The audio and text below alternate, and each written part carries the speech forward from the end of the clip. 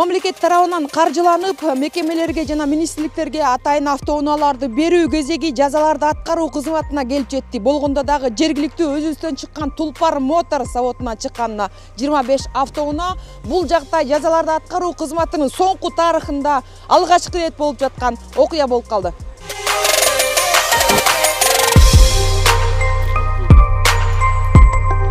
Бүтүндөй бир облусту камтыган Каракол шаарындагы жазаларды аткаруу мекемесиндеги жападан жалгыз эски Волганын көзүн карап, унаа бузулуп, кызмат мезгилиндеги жолдо калган учурлар эми артта калды. Арстан Байсынов жетектеген Каракол шаарындагы мекемеде автоунаа жоктугунан кызматкерлер өздүк техникаларын колдонуп келишкенине бир топ жыл болгон. 25 жылдан ашык кызмат кылдым.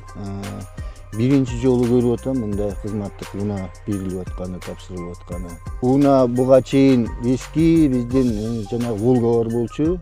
Аны списанияга кетти. Андан бөлөк машина жок. Кыйынчылык болуп элатты. Өзүбүздүн машина менен жүрүп аттык бүт кызматтык иштерге.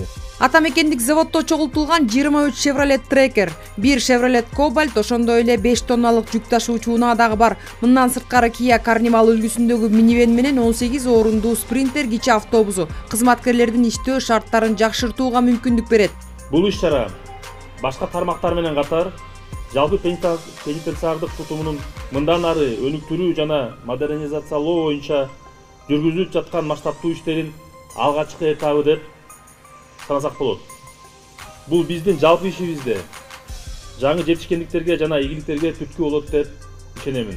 Ошентип буга чейинки эл аралык уюмдардан жардам катары келген жана башка мамлекеттик органдардын колдонулган эски транспортту гана берилип келген жазаларды аткаруу кызматында техниканы жаңыртуу иштери башталды.